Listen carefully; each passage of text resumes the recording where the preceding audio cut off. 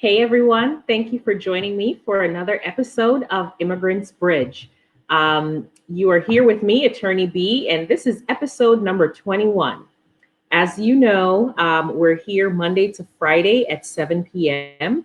every week, and it's always a pleasure to see you all and to be able to answer your question and to answer your questions and to give you recent updates in the world of immigration. From now on, Tuesdays, I'm actually teaching a class at my church. And so I will not be on Tuesdays, but I am here on Mondays, Wednesdays, Thursdays, and Fridays. So glad to see everyone. And you know, my only rule, if you're on, come on in, join the party, and drop a line in the comments just to say hello. Hey, Miss Marina, it's nice to see you. Hey, Miss Carol, welcome. It's nice to see you. Give me a second and let me go online on my cell phone so that I can try to see as many people as I can. As you notice today, things look a little bit different. I am not in my girl cave. I am actually here in my office. Hey, Miss Dawn, it's nice to see you. Hey, Arthur, how are you? Did you miss me? um, so I'm here in my office. For some reason today, I had so much problems with my internet and calls and so forth. So I didn't want to take a chance. So I am here in my office, at least my office in Groveland, I should clarify. Hey, Attorney John, it's nice to see you. That's Attorney John from our Orlando office. Hey, Juan, it's nice to see you. Hello, good to see you. Arthur, I think he's my favorite person in Boston because he comes on every single night. So it's great to see you. I know on Monday we went so long because there was so much information to share that I did not get to all the questions from Monday. So today I'm definitely going to do those questions first. And of course, if you have any other questions, please feel free to jump in and ask me whatever you'd like to know. Hello to Miss Carol. It's nice to see you. Hey, Miss Patty. Great to see you. Miss Averill and Miss Yessie, they are here in the office as well. Hey, Antonio. Hey, Miss Jennifer. It's nice to see you guys. So we're going to get started in about a minute. So en español, estoy diciendo que bienvenidos a la programa número 21 en la programa que se llama La Puente de los Inmigrantes. Soy la abogada B y estoy muy alegre que usted está aquí conmigo.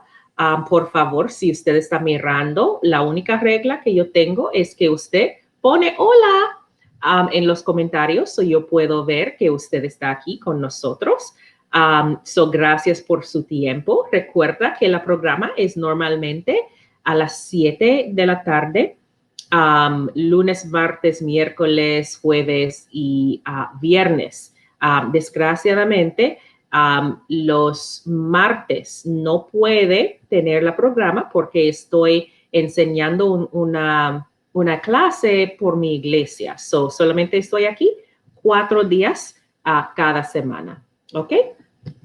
Hey, Miss Patty. Hey, Alex, nice to see you. Hey, Felix. Bienvenidos a todos. So, si tiene preguntas, por favor, ponen en los comentarios. También porque la programa fue como casi una hora. Lunes no tenía tiempo para dar las respuestas. So, yo tengo las respuestas de lunes aquí. So, yo voy a dar la información. Hey, Kristen, how are you? Nice to see you. Welcome, bienvenidos. So, si tiene preguntas, por favor, dígame y pone las preguntas en los comentarios. Por favor, si usted conoce a personas que quizás ellos están interesando noticias de inmigración, por favor, compartir ese programa con ellos. Okay, so we're going to go ahead and get started. Again, if you have questions, please go ahead and drop them in the comment. So Arthur had a question on Monday, and his question was, what happens if a person that has a green card that expired and they've been outside of the country for more than 6 months. So the big question is, hey, can a green card holder be outside of the country for more than 6 months? Hey, Michael, nice to see you. Mr. Corrales, Senor Corrales, nice to see you. So in general, if you are a green card holder, you should not stay out of the United States for more than 6 months at a time without obtaining what's called a re-entry permit. So you're actually getting permission ahead of time before you leave to stay out of the country for more than 6 months. So specifically for this person, they will probably be able to re-enter the country even with their expired green card, even though they have been out for more than 6 months. They need to try to re-enter immediately. So the longer they stay, the worse it is. If they can show documentation as to why they weren't able to return to the United States on time, Border Patrol at the airport will probably give them a hard time, but they eventually should be able to enter the United States. So en español, la pregunta es para personas que tienen residencia, las tarjetas verdes, que si ellos pueden quedar afuera de los Estados Unidos más de 6 meses. So en general, las personas que solamente tienen residencia no puede quedar más de 6 meses afuera de los Estados Unidos. Si una persona con residencia quiere tardar más tiempo en otro país, ellos necesitan obtener un permiso de quedar afuera del país, ¿ok? Y ellos tienen que obtener ese permiso antes de salir del país. So, específicamente, por la pregunta, él conoce a una persona que tiene residencia y desgraciadamente la residencia está expirado y ellos están fuera de los Estados Unidos por más de 6 meses. Por esas personas, perdóname, por esa persona es muy importante que ellos tratar de entrar a los Estados Unidos inmediatamente, ¿ok? Ellos probablemente van a tener problemas en el aeropuerto con Border Patrol, pero después de la inspección, ellos van a obtener permiso a entrar a los Estados Unidos. Pero ellos tienen que demostrar por qué ellos estaban afuera de los Estados Unidos por más de 6 meses. So, en general, no debe quedar más de 6 meses, pero, la vida pasa. So, si algo pasa y está fuera más tiempo, en general, ellos pueden entrar, pero en el aeropuerto, Border Patrol probablemente va a dar, problemas para entrar, pero en el final ellos pueden entrar. Okay, so I see a couple of questions here. Let me jump in. Kristen says, how long is the citizenship taking? Have they opened back up yet? So right now, citizenships are taking about 6 months or so, maybe a little more. Usually in an election year, they go pretty quick. So we have been getting responses for interviews within about 4 months or so, but normally it's about 6 months. As of today, USCIS is planning on reopening for interviews on June 4th. Okay, so they're open, they're still working, but they're not open to the public. So we can go ahead and file paperwork, but in terms of an interview, the earliest they're going to reopen to the public, as of what we know today, will be June 4th. So en español, so la pregunta es, ¿cuánto tiempo tarda el proceso de ciudadanía? Y si inmigración ahora está abierto otra vez. So, la respuesta es más o menos normalmente el proceso de ciudadanía tarda como 6 meses. Durante un año de una elección, ellos están procesando los casos actualmente más rápido. So, por ejemplo, por casos que mandamos la oficina en diciembre. Tenemos respuesta para entrevistas en Orlando en abril, pero obviamente está cancelado. So, probablemente ahora entre 4 y 6 meses para tener la cita. So, inmigración está abierto. Ellos están procesando los casos, pero ellos están cerrado al público para entrevistas. So, inmigración ha dicho que ellos tienen planes para reabrir al público en el 4 de junio. So, cosas pueden cambiar, pero hasta hoy día ellos tienen planes a reabrir las oficinas locales el 4 de junio. So I hope that answers the question. Hola, Felix. Hi, Miss Diane. Hey, Candy. Nice to see you. Let's see who else is on. Hey, Benito. Nice to see you. Hola, Rafaela. Hola, Olea. Nice to see you. Hey, Miss Daphne. Hey, Anita. Great to see you all. So the next question I have here is, ¿cuánto tiempo dura una petición por medio de un matrimonio? So the question is, how long does it take for a petition based on marriage? So first thing, we did a show last week talking about all about immigration love. So if you missed that show about immigration love and marriage-based petitions, you should definitely go back and check that show out. It's pretty good show, lots of information. Hey, Miss Ashley, it's nice to see you.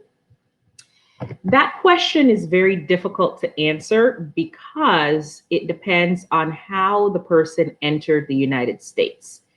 If they entered on a visa and they're just an overstay, a marriage-based case is usually less than a year. If the person entered undocumented through the border, then those cases are way more complicated and they are taking a much longer time. So we're looking at about 3.5 years. A lot of it is because, for example, in Mexico, in Ciudad Juarez, they're really, really behind. So those cases used to take about 1.5 years. Now they're taking, probably more than 3 years. So in terms of that question, it really depends. If you're in the United States and you qualify for adjustment of status, those cases go by pretty quickly. So less than a year. If you need to get processed outside of the United States, those cases, and you require a waiver, those cases can take 3 years or more. La pregunta es, por matrimonio, ¿cuánto tiempo tarda un caso por matrimonio?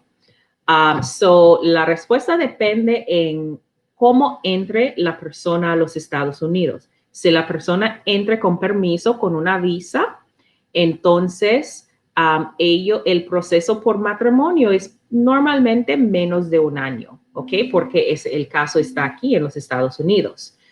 Por casos de personas que entren los Estados Unidos sin documentos y necesita un perdón, el proceso es mucho más. So, el proceso es como 3 años o poquito más.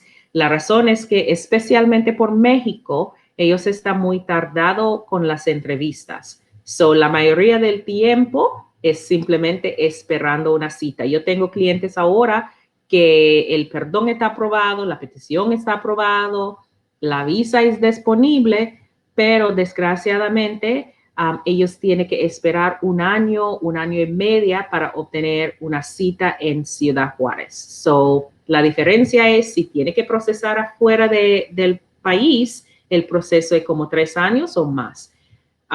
Pero si puede procesar aquí en los Estados Unidos, entonces es menos de 1 año. Okay, let's see. Kristen has another question. This is about citizenship and study materials. So, what do you study? So one of our clients, one of my very, very first clients, this was back in the day when I used to go to people's houses to do my consults and all this stuff, crazy, right? Going to someone's house you've never met, but I didn't have an office. What was a girl to do? So anyway, I went to Kristen's house. They didn't kidnap me and they treated me very well. And so now we're at the point where we're going to be doing citizenship for her husband. So she wants to know what kind of study material. So in the past, when things were paper heavy, we do have a CD, we do have study cards, but they're kind of outdated. So number one, most computers don't have a slot for a CD. So we don't do the CDs anymore. And the index cards get outdated after elections and things like that.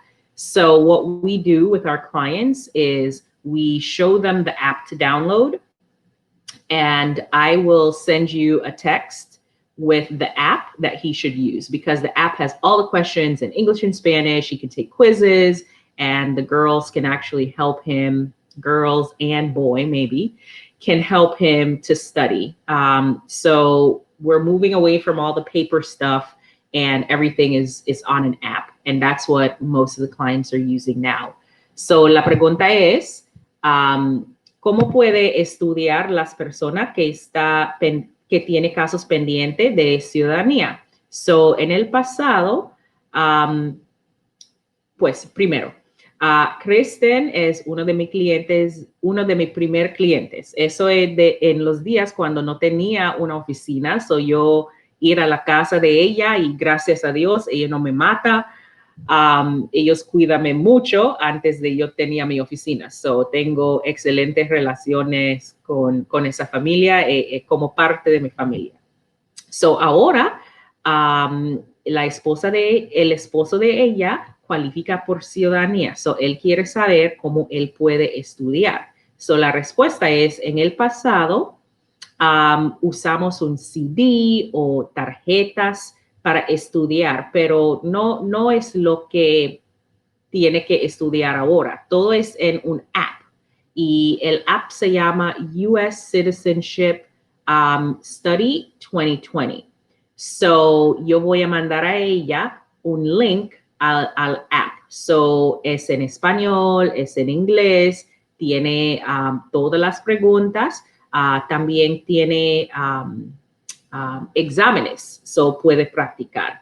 Y también en mi oficina, antes de la cita, vamos a tener un practice test, un examen práctico en la oficina. Y si la gente no estudia y no puede pasar en mi oficina, los abogados dar pau pau, okay? So if the people don't study, we're going to get that belt out, okay? So if you're one of our clients, make sure that you study for your exam. So I was saying in Spanish that I didn't say here is that here in our office, before you go for your interview, we always do a practice test to make sure that you know your stuff. Now, if you had all that time to study and you didn't study and you didn't pass in our office, we gonna break out that belt, okay? So make sure you're prepared. As your attorneys, we are able to only do so much. We can't take the test for you. So please make sure that you go ahead and study. Let's see. I said hello to Diane, Miss Candy, Miss Carol, Miss Ashley, Benito. Nice to see you again. Hey, Miss Venoria. Great to see you. Hey, Kristen, my sister from another mister in Ohio. Benito Reyes quiere saber cuánto tiempo tarda para obtener resultados de una FOIA. Una FOIA es su historia de inmigración. So, la respuesta es depende.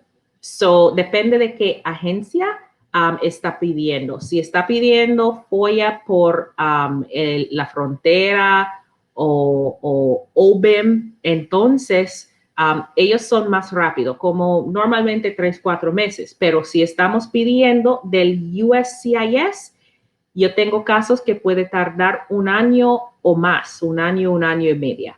So, depende de dónde estamos pidiendo el FOIA. So, Benito is asking, how long do we have to wait to get FOIA results? FOIA is when we're asking the government to give us a copy of someone's file. their immigration record. So the answer really depends on which agency within the Department of Homeland Security that we're asking for these records. So if we are asking OBIM in Washington, D.C., or if we're doing a FOIA to get records of what happened at the border, if someone was caught at the border and didn't really know exactly what happened, those FOIAs generally come back pretty quick. So 3-4 months, those will take to come back. But if we are asking USCIS for the records, those will usually take over a year. So at least a year, normally between a year and a half. So in terms of getting your immigration records, you can absolutely get them. But how long that takes really depends on the agency that we're asking for. USCIS by far takes the longest, which is usually a year to a year and a half. Let's see who else is on. Hey, Liliana, it's nice to see you. Hey, Carlos. Hey, Miss Delrose, it's nice to see you. My Uncle Stan is watching all the way from New York. Nice to see you. So I'm just answering these questions here. I see another one. Can you file for citizenship and take food stamps? Okay, so you may be thinking about the public charge issues where immigration is looking to see if you're inadmissible because you are getting food stamps. So that's a different context than citizenship. Citizenship, you already have your green card, you're living in the United States and you're working here, and you have the right to do that. So if a lawful permanent resident runs into issues and they need to get food stamps for a period of time, that generally does not affect their application for citizenship. As long as they're not making any false claims, giving false information, and if they qualify under the rules of their states, I don't see why not. So it generally affects when you're trying to get your green card as opposed to when you're going for citizenship.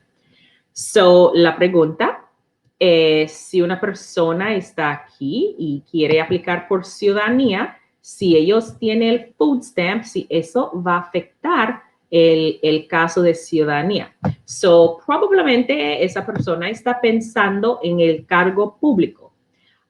Cuando inmigración está tratando de determinar si la persona que va a inmigrar a los Estados Unidos va a obtener beneficios públicos. So, eso es una decisión antes que tiene la residencia. Pero cuando está aplicando por ciudadanía, ya tiene residencia y está viviendo aquí en los Estados Unidos y está pagando taxes y todo como residente.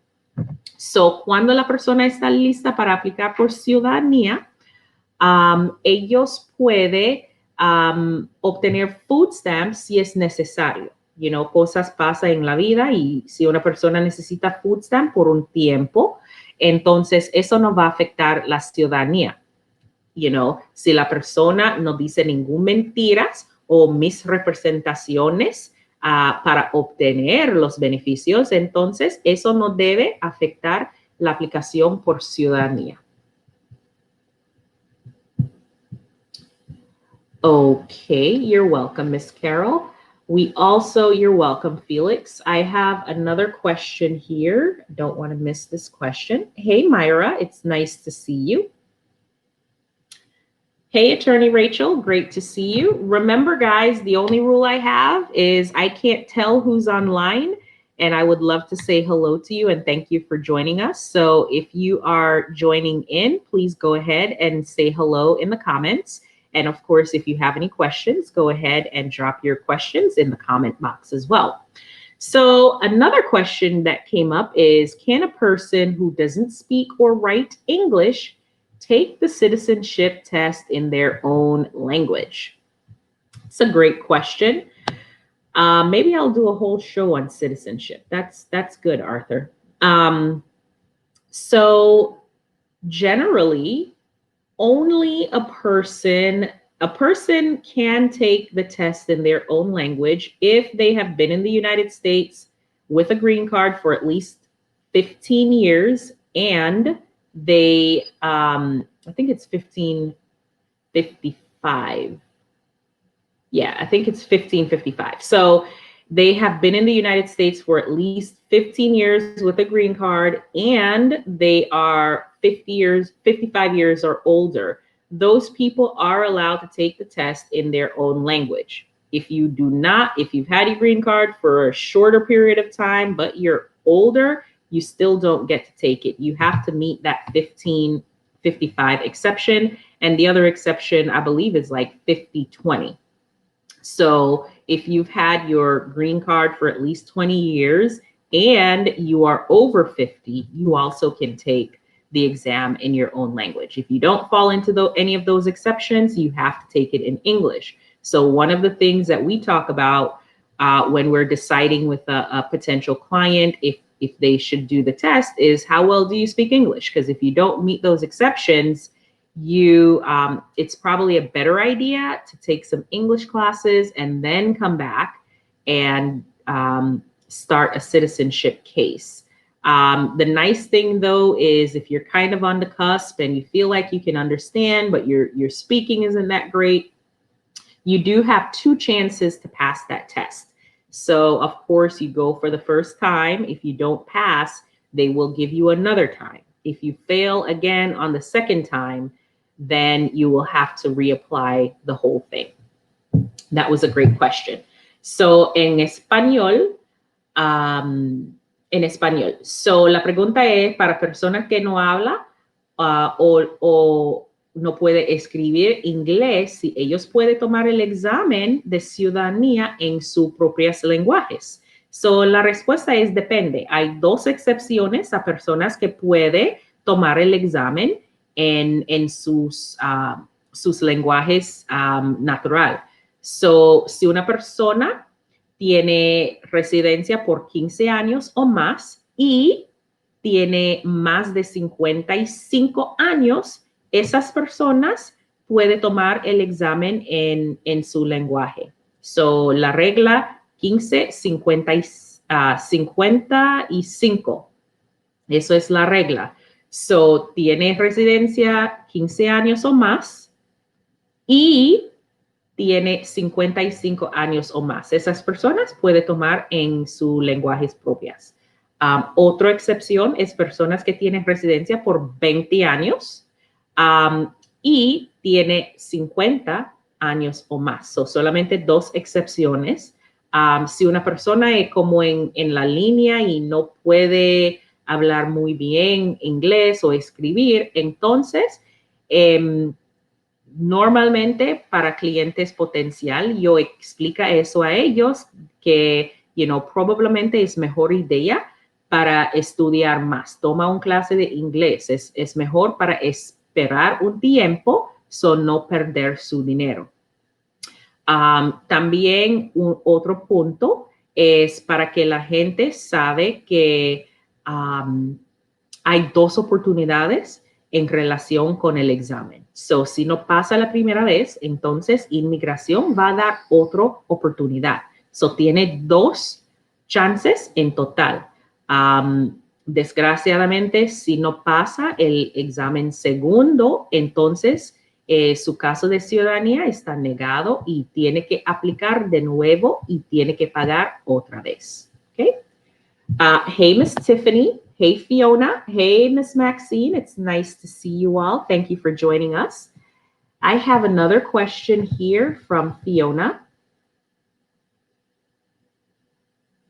Okay, so Fiona wants to know, what are the requirements to file for a VAWA case, and how long are these applications taking right about now? So right now, VAWAs are taking about a year and a half, pretty much a year and a half. You do get a prima facie determination fairly early, so within the first 3 months, meaning that immigration thinks that you meet the requirements. So what are the requirements for a VAWA case? VAWA stands for Violence Against Women Act, but VAWA does not only cover women, it also covers men. So here are the requirements. In order to qualify for VAWA, number 1, you need to be married to a United States citizen or green card holder. If you are married to someone that is undocumented, you do not qualify for VAWA. Okay? You don't qualify for VAWA. So you got to be married to a US citizen. You don't have to be living with the person. And if you have divorced the person less than 2 years, you still qualify for VAWA. So let's say you divorced the person a year ago and you were abused, you can go ahead and still file that VAWA because it's less than 2 years after the divorce. Hey, Maria. Hey, Christina. Hey, Ellie. Nice to see you guys. Welcome, welcome. So that's one thing. You got to be married to a United States citizen. Number two, you have to have suffered from some type of domestic violence. So it could be physical violence, emotional, mental, sexual, all those things count as well. So you have to be a victim of abuse, and you have to be able to prove that you were in a good faith marriage, meaning that this was a marriage that you've established your life with the other person. So those are the big things for VAWA. And those are the big requirements. It's taken about 1.5 years for VAWA. So voy a explicar eso en español. Hello, Neil. It's nice to see you. Thank you for watching.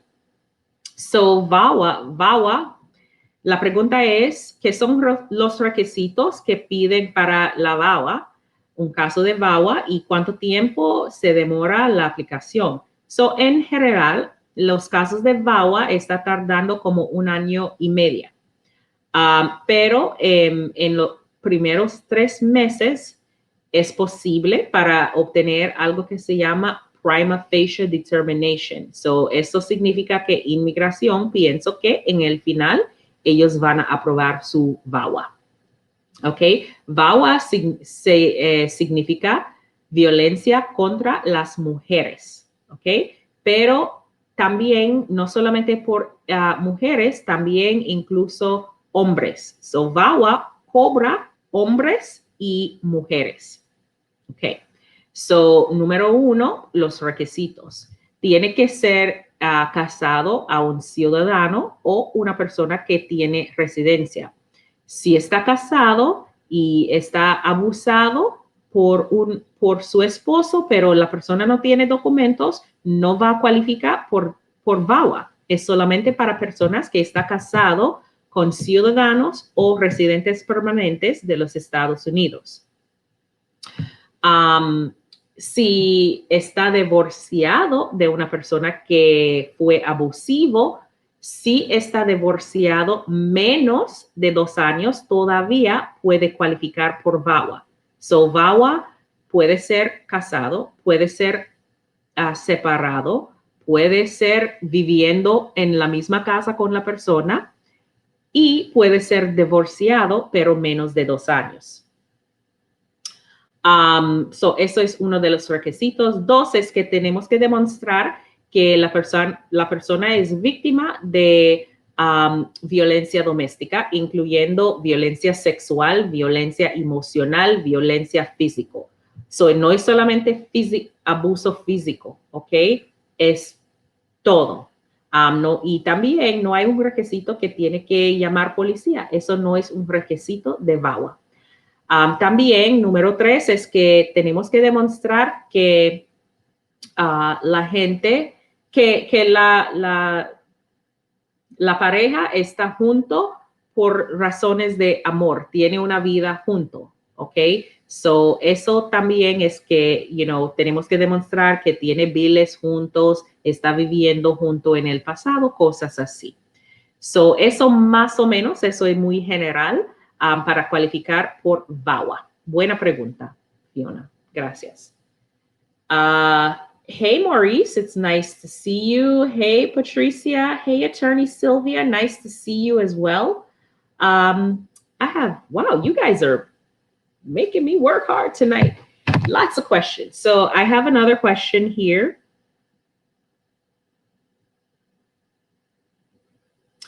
The question is, if you are petitioning for a husband and child, do you need two affidavits of support or can you fill one out for both?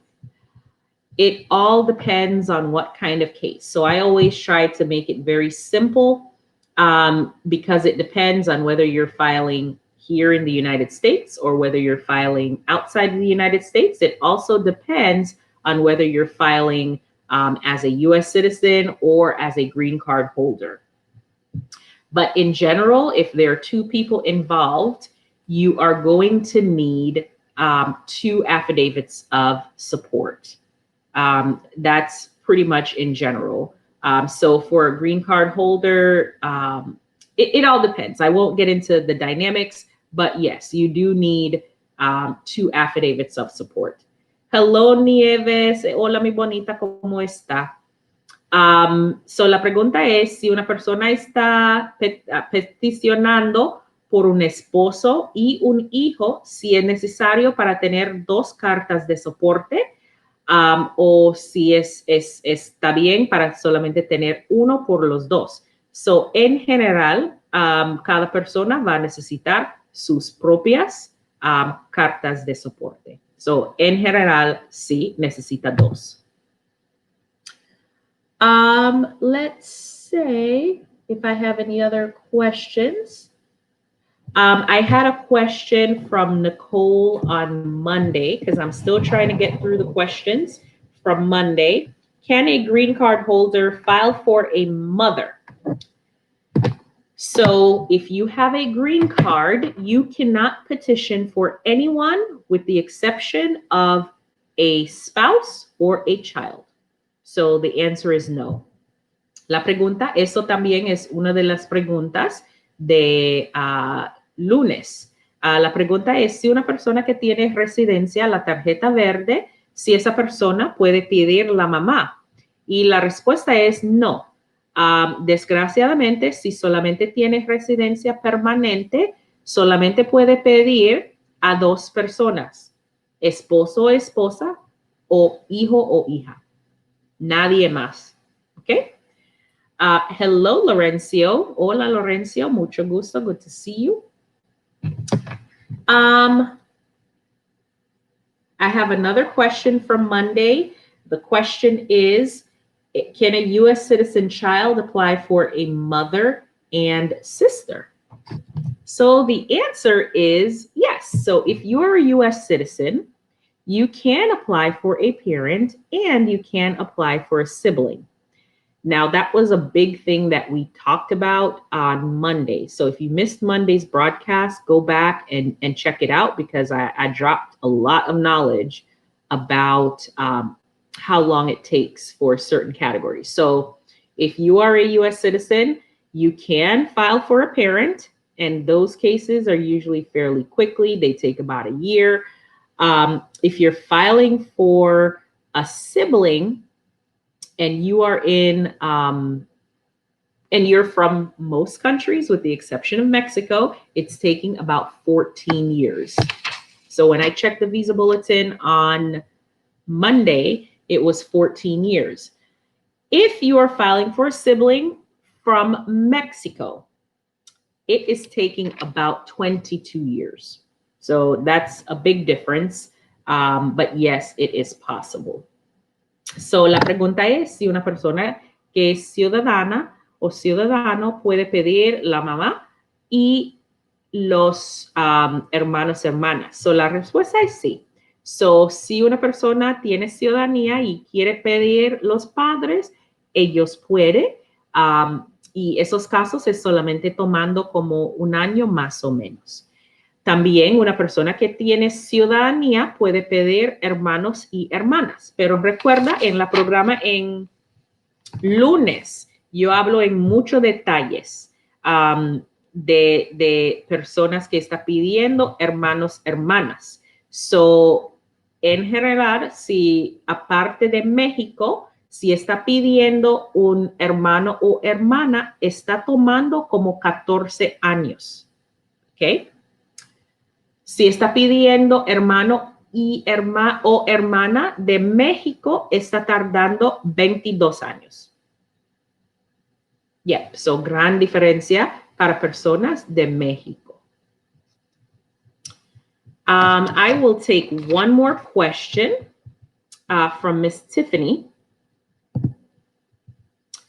If you are married to a U.S. citizen or green card holder, how soon will one get a response from immigration? So that question is really very general.